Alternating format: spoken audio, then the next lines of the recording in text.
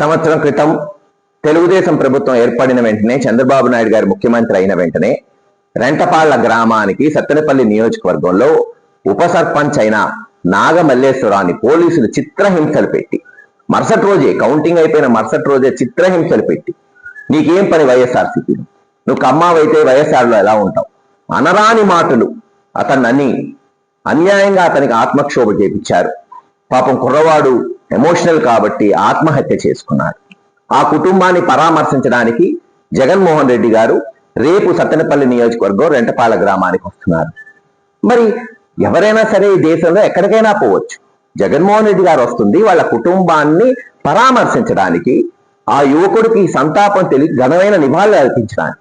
దానికి అనేక ఆంక్షలు ఈ ప్రభుత్వం, పోలీసు వారు, ర్యాలీలు ఉండకూడదంట, మైకులు ఉండకూడదంట, ఎవరు పెట్టట్లేదే. ఎవరికి వాళ్ళు స్వచ్ఛందంగా వైఎస్ఆర్సీపీ నాయకులు, కార్యకర్తలు, జగన్మోహన్ రెడ్డి గారి అభిమానులు ఆయనతో పాటు అక్కడికి పోతారు.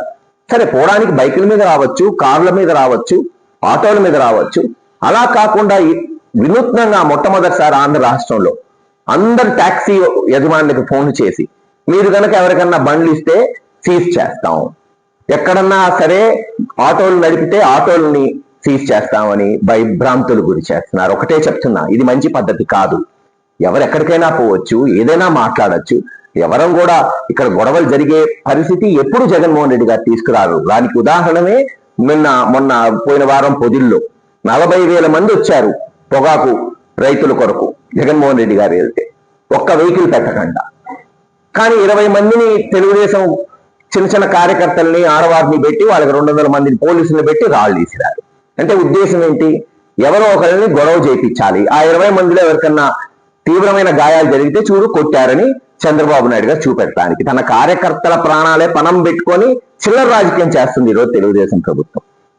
కానీ రేపు చెప్తున్నాం, ఖచ్చితంగా జగన్మోహన్ రెడ్డి గారు ఎక్కడ సభ లేదు, ఎక్కడ మీటింగ్ లేదు, ఆయన పరామర్శించడానికి వస్తున్నాడు.